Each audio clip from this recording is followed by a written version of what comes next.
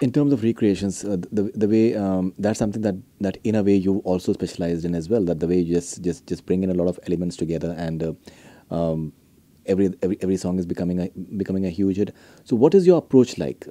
Rahman has appreciated Hamma Hamma. There have been some people who criticize that as well. But what is your approach like when you're just recreating a song? How do you just approach it? You're adding your own elements in terms of rapping and rhythm. But what is the entire structure that you have in mind? अ, अ, हर गाने पे different होता है sir. काला चश्मा जो था, तो जब मुझे बताया कि काला चश्मा रिक्रिएट करना है, तो मुझे पता था कि उसमें क्या क्या रखना है, क्या क्या नहीं रखना। मतलब उसकी कुछ एक दो चीज़ें आइकॉनिक हैं, तो वो तो रखनी थी। तो अमर अर्शी जी की जो आवाज़ है वो ओरिजिनल रखनी थी। और नेहा का हमने पार्ट सेपरेटली डाला था, because I think Neha is fantastic, और उस गाने को वोकली वही जस्टिस कर सकती थी फीमेल की आवाज़ में। हम्मा हम्मा के सर, हम्मा हम्मा मैंने पहले मना कर दिया था कि मैं नहीं करूँगा रीमेक, बट अजीम है एक लड़का धर्मा में, वो म्यूज़िक हैंडल करता है। तो तब तक मेरी करण सर से बात नहीं हुई थी हम्मा हम्मा को लेकर। अजीम ही कह रहा था कि यार हम्मा हम्मा का रीमेक करना है। मैंने कहा यार मैं नहीं करूँगा, क्योंकि रहमान सर का गाना है, मैं वो टच नहीं कर सकता।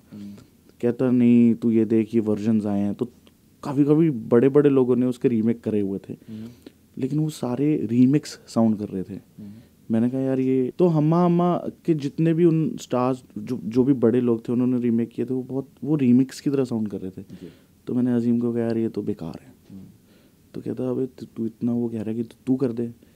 मैंने कहा जस्ट टू प्रूव टू अजीम कि ये गाना एक डिफरेंट गाना बन सकता है, तो मैंने एक रीमेक करके भेज दिया वैसे ही एक रात में।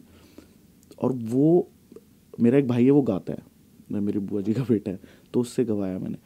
तो वो उसने शाद अली सर को भेज दिया। एंड फिर शाद सर का मेरे फ़ोन पे मैसेज आता है, दिस इज़ ब्रिलियंट, ये फाइनल है। मैंने उसको कहा, मैंने कहा तू मुझे बता। कहता नहीं अब तो तेरे को करना पड़ेगा। फिर करण सर का भी आया कि कहते लेट्स डू दिस, बिकॉज वो बिल्कुल उस जोन में था जिस जोन में शाद सर को चाहिए थे। वो एटमॉस्फेरिक साउंड और पूरा एक it was a whole new entity. The song had a whole new entity, it sounded like a new song. तो फिर वो हम्मा हम्मा का रीमेक ऐसे हुआ। वो काफ़ी लोगों को सर नहीं पसंद आया, because I think as true Rahman fans I think a lot of people would have a problem. But उनको खुद को नहीं पता चल रहा था कि वो उनको कितना अच्छा लग रहा था। तो वो मुझे पता था कि it will take time. In terms of video views, so it's broken like a lot of records. या बट सर आज चलो ठीक है, but sonically I think it was a new thing and I was really happy with the sound. कई लोगों को ये लगा कि rap is out of place, but they don't understand कि उनको ये एक्सपेक्टेड था कि बादशाह सिर्फ गाड़ी लड़की के बारे में रैप करता है। सो अगर आप उसका रैप सुने, वो it's more like poetry, it's more like you know this romantic intimacy between the lovers. So उसको पोएट्री में वो किया था।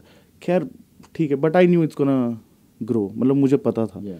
एंड फिर थोड़ी नेगेटिविटी आई, फिर मैंने करण सर को मैसेज किया। Karan sir was like forget it, wait for it, it's gonna take time, everybody is going to dance to it, don't worry. And फिर वो हो गया। फिर तम्मा तम्मा का रीमेक आया मेरे पास। वो मुझसे हुआ ही नहीं सर, मैंने बहुत ट्राई किया बट मुझसे नहीं हुआ। और वो तनिष्क ने फिर क्रैक किया तम्मा तम्मा का, and I was really happy.